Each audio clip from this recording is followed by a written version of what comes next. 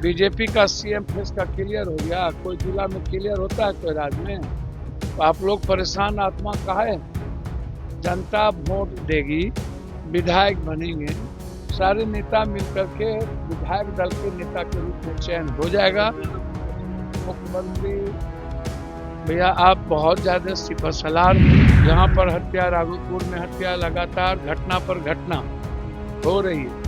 सत्ता संरक्षित और राजनीति की हत्या तो बढ़ ही गई है और अभी चुनाव तक बढ़ेंगे।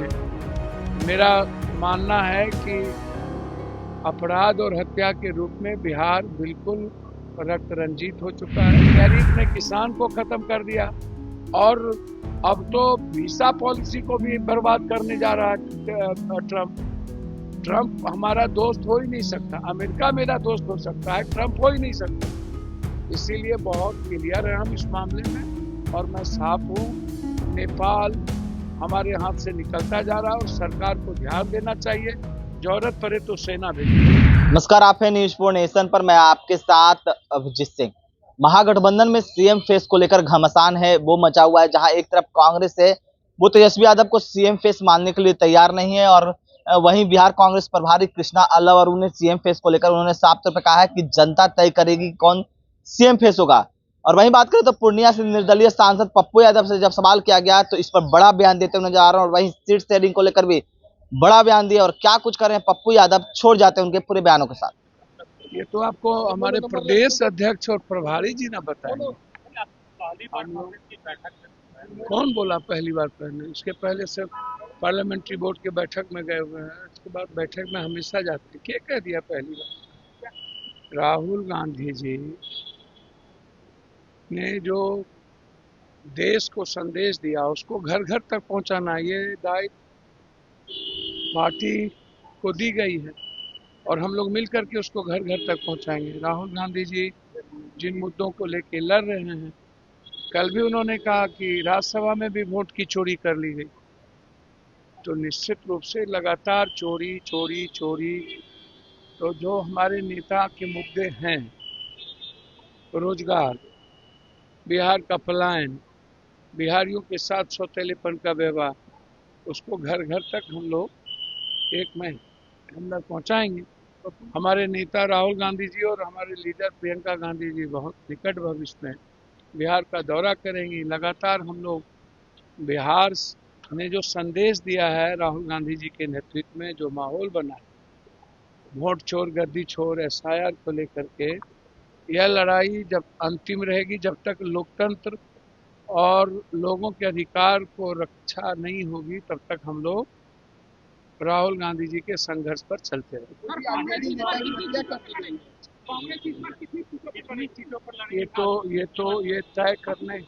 ये तय करने का दायित्व तो हमारा नहीं है, कमेटी का है। और राहुल जी का साफ है कि कांग्रेस वर्कर और कांग्रेस पार्टी का रेस्पेक्ट सर्वोच्च रहेगा। गठबंधन के साथ मिलकर हम लोग मजबूती के साथ चलेंगे, रेस्पेक्ट का ख्याल रखते हुए आगे बढ़े। सर बैठकें हो रही है लेकिन सीएम फेस को लेकर के मामला भैया हमको तो समझ में नहीं आता। बीजेपी का सीएम फेस का क्लियर हो गया। कोई जिला में क्लियर होता है कोई राज्य में? तो आप लोग परेशान आत्मा काहे हैं? जनता वोट देगी, विधायक बनेंगे, सारे नेता मिलकर के विधायक दल के नेता के रूप में चयन हो जाएगा। मुख्यमंत्री भैया आप बहुत ज्यादा सिपहसालार हैं। आप सुने नहीं कि तेजस्वी जी संयोजक हैं और मुख्यमंत्री जनता बनाती है और गठबंधन मिलकर के चुनाव लड़ेंगे और राहुल गांधी के विचार और संघर्ष के साथ आगे बढ़े। मुख्यमंत्री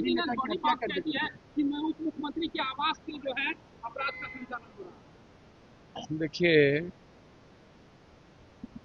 तेजस्वी जी ने जो बात कही, जब लगातार हत्या हो रही है, सिवान में लाली यादव की हत्या, मुन्ना यादव की हत्या, एक अपाहिज की हत्या, यहाँ पर हत्या, राघोपुर में हत्या, लगातार घटना पर घटना हो रही है।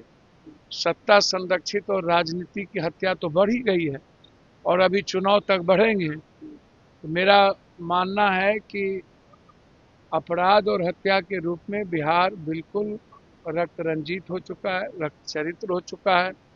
और ये बहुत बड़ा मुद्दा है कि बिहार वर्तमान डबल इंजन की सरकार से नहीं संभल रही। सर, नेपाल में जिस तरह के हालात हैं, लोगों का कहना है कि ये आप लोग के ये देश में ये ऐसे जो हालात ये हो जो सकते हैं। देन है ना, नेपाल में हमारे जो दो बच्चे जो अपने अधिकार के लिए आवाज उठाई थी, वो हिंसा नहीं चाहते, लेकिन चाइना हमेशा इन्वॉल्व हो चुकी है। हमारी सरकार 11 सालों से आंतरिक इंटरनल हम हिंदू मुसलमान में फंसे हुए हैं।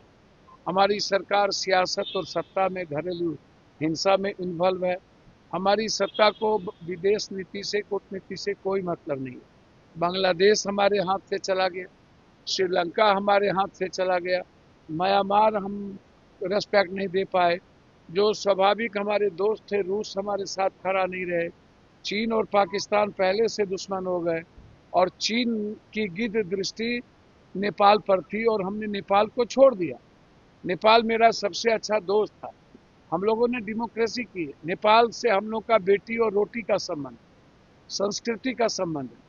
नेपाल सामरिक और आर्थिक रूप से भारत नेपाल को हमेशा साथ रहा, लेकिन आज नेपाल की जो हिंसा है, इसके पीछे एक बड़ा सोची समझी साजिश है। हमारे युवाओं ने हिंसा नहीं किया, हिंसा बाद में की गई और गलत तरीके से हिंसा किया गया। मधेशियों को दूर करने की कोशिश हो रही है और मैं इतना आपसे कह सकता हूं, 11 सालों के भारत सरकार की कूटनीतियों ने हमारे पड़ोसी देश को दूर कर दिया। पहलगाम के बाद इजराइल छोड़ के कोई कंट्री हमारे साथ खड़ा नहीं हुआ।